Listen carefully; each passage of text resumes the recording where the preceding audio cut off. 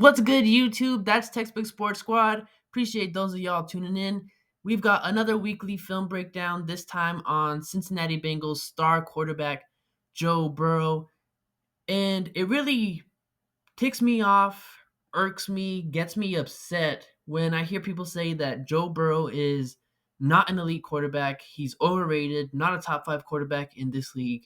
Because I'm just like, well, what is it that makes you think or say this? Because watching the film and the fundamentals he has, he goes above and beyond these fundamentals. And then considering the circumstance of which he's in, he has never had an offensive line in his entire career. He's made two improbable postseason runs. He's the only quarterback to beat Mahomes and Allen in their building in the playoffs. We know how difficult it is to beat those guys.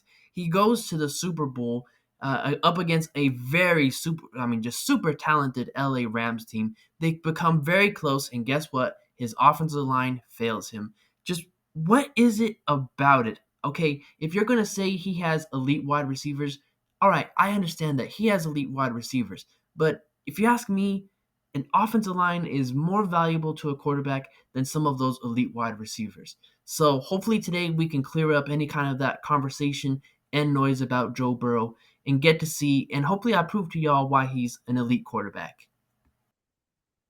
This play right here is just a testament to Joe Burrow's smarts, uh, standing in the pocket, pressure in his face, delivering an absolute dime of a football. And so let's break this down. We have a corner route from the slot receiver right here. We have Jamar Chase, who you can't see to the left side of the screen, on a corner crossing route. Then we have this safety here, who is the last line of defense. And look at all of that space from the safety's right side. Look at all that green grass. So if you're going to watch Joe Burrow take his eyes to this safety, he's also going to position himself because he knows we're trying to get this safety right here in a pickle. He either takes the deepest, which is Jamar Chase, that's the home run touchdown ball, or he takes this crossing route right here from the slot wide receiver. So if we can manipulate him to take this crossing route, we have the touchdown ball to the top to Chase. And he's also going to ducktail, position himself towards this way because he knows I can have Jamar Chase for this touchdown. And now let's watch it fully unfold. So you're going to see him right here, position his eyes, top of drop. And the footwork is beautiful too. Stand in the pocket, deliver an absolute strike. Now let's go back to the footwork because it's absolutely perfect. Perfect crossover right there. Has his feet positioned. He's positioned and lined up with Jamar Chase. And watch that safety. This safety, he's taking the cheese. He's taking this crossing route right here. Chase is going to set Marcus Williams, the safety right here, up.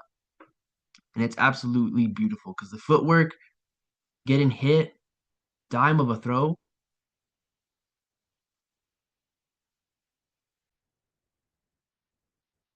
This is why they call him Cool Joe because he's going to go from far hash right here on a throw, sideline hash, two Eagles in his face. Look at how quickly they win, and look at where that ball placement is. I mean, he couldn't have walked over there and put it to Chase any better. That's just insane. Again, just watch how quickly they win. I mean, the Eagles, they always draft elite defensive linemen and offensive linemen too, and they're able to just win in an instant. Ball snapped, you already have two guys that won. You have 17 Nakobe Dean coming scot-free that the back is going to have to pick up. Again, far sideline, under duress, the footwork, stands, delivers.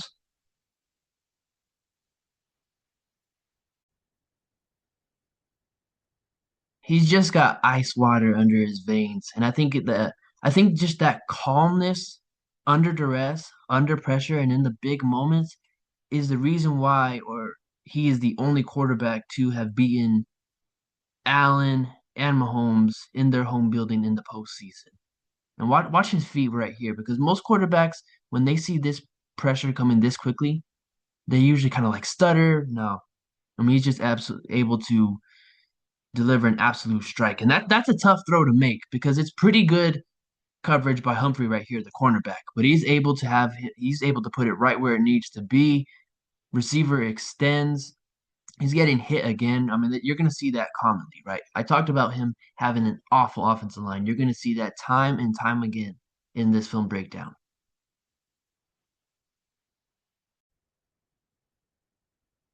This is how awful his pass protection is. If it hasn't clicked already for you, it should right now because you have a tight end, your five down offensive lineman, the halfback as well. In the Baltimore Ravens, they're going to drop, I believe, Roquan Smith. So Baltimore's only going to rush four, but yet there's still going to be pressure in Burrow's face as he gets to the top of the drop. And as I mentioned, the footwork is just flawless. Flawless footwork, pressure again. He feels that pressure, and now he's kind of having to he's going to jump throw, gets undercut, dime to Jamar Chase.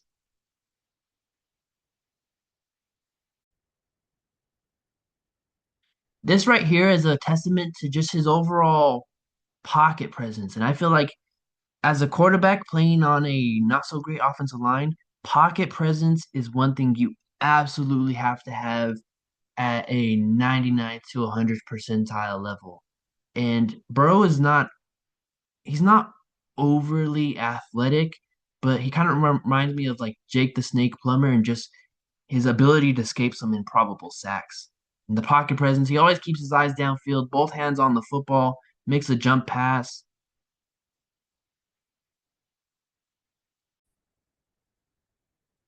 I love how he stays centered. A lot of quarterbacks, if they're when they feel pressure, they they instantly look to the gaps. So either gap A, B, or to the outside. But I like how he just stays centered and he kind of manipulates the defensive lineman, knowing, all right, my offensive lineman has his hips slanted this way so I can step up into the pocket, and that's going to bring the edge rusher into the frame and centered with the offensive lineman again. So watch, for instance, just watch Bosa here to the bottom, going up against the left tackle here. And Burrow again stays centered, kind of plays a cat and mouse game with the defensive lineman, and then again delivering another strike. This is probably a better example that highlights his pocket presence. So watch the defense tackle right here lined up in the A gap between the left guard and the center. And watch how he just manipulates him and brings them back into the offensive lineman or centered within the offensive lineman. So they're going to pressure up instantly this way, and then again work to where they're going to be centered with your offensive lineman. So work to the backside right here. Works back to the backside, makes a nutty throw.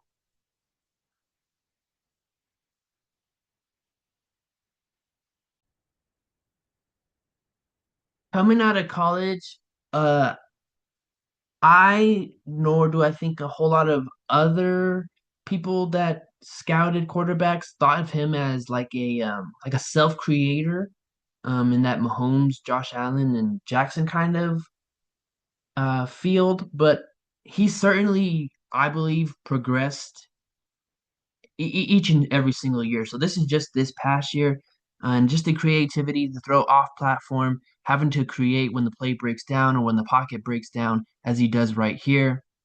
I mean, how many jump passes have we seen him throw here under duress? And this is just from this past season. So he's tremendously upgraded that skill. So he's improved.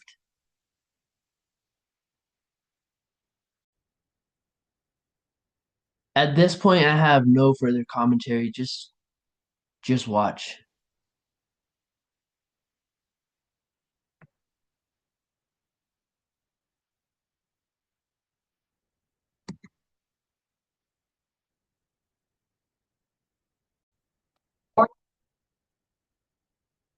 Now we get another good example of just his overall smarts and processing. So he's gonna have Chase on this hitch slash stop route right about here, and he knows, all right, looks like we've got all these down defensive linemen right here. We do have two linebackers, but I want to work towards Chase's side, and 17 right here, N'Kobe Dean is the conflict defender. I mean, as well as 32 right here, the safety, if 32 were to crash down. But we don't expect that, especially since him being the last line of defense. But Dean is right here because he can either rush the quarterback or go on a stunt, or lastly, he could go into this area of zone into chase. So he's the conflict defender. That means we will have to read them. And he does a good job at it because he'll keep his eyes slightly there to Kobe Dean, but he knows he's the to get go from where Dean is to where Chase will eventually be. I won't have to keep my eyes on him too long. Then consider the timing of the play, and again, Bro just does another good job out of it. Just a good job at it and quick processing. So watch his eyes. As soon as the ball snapped, keeps him on Dean for a little bit. Cece doesn't go to Chase's side and works it beautifully. I just love this anticipation from him right here.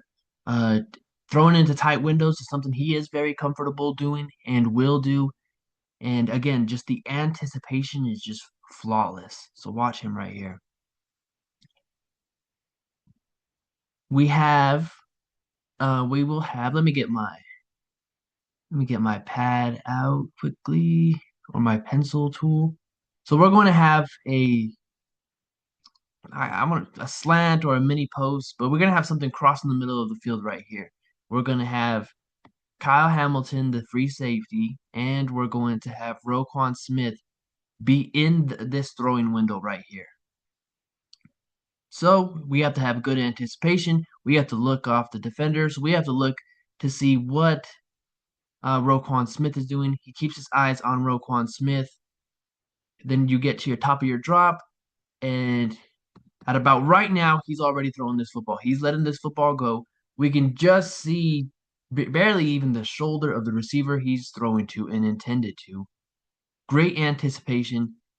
It does. I mean, anything to the middle of the field, this is a little bit high. I mean, it's right towards their eyes and right to their face, which is something we want. But anything coming towards the middle of the field, or where you have three defenders in this area like this, you want to keep it to the chin or lower because tipped balls usually get intercepted. But the anticipation on it is just incredible. And when you scout college quarterbacks and even quarterbacks in the NFL, you have to have anticipation because if you don't have it, you're not going to make it.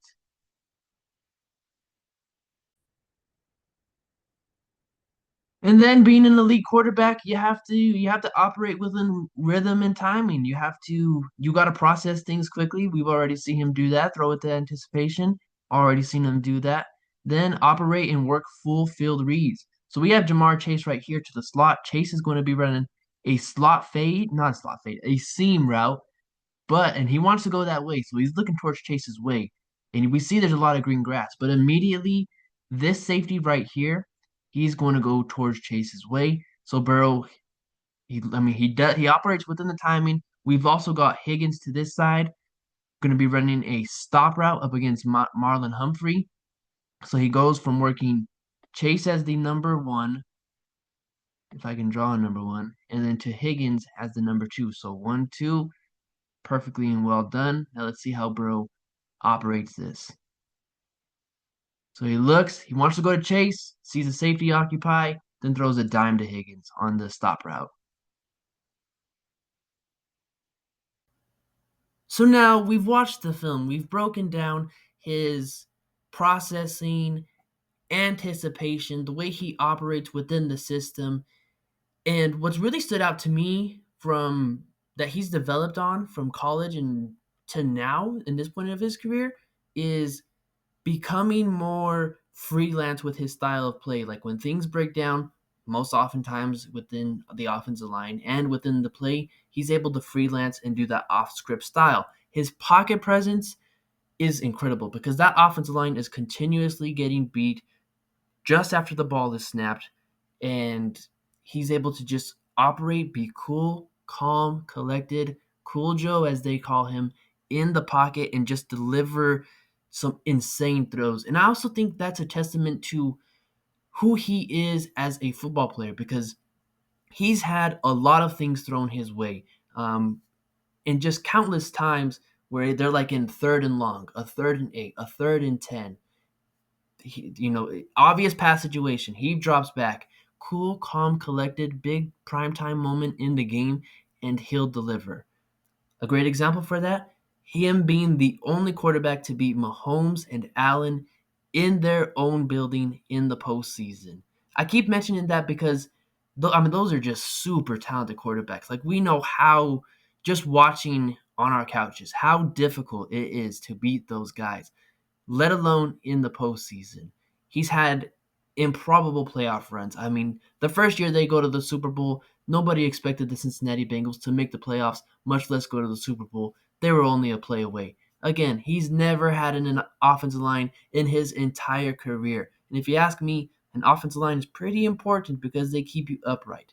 Oh, and by the way, the year he went to the Super Bowl, the year before, he has a major knee injury. Then that second year, in his sophomore year, he goes to the Super Bowl. Like all the adversity, and he's still putting up his numbers. He's still doing his thing. I know in 2023 it was a down year for him. He got injured, but you also got to consider again that offensive line. Like I can't harp or stress on it enough. That offensive line is one of the worst in the league. Like we saw what happened with Mahomes when in the Super Bowl in each of the losses he's had. When that offensive line was terrible, I mean they absolutely just abused him.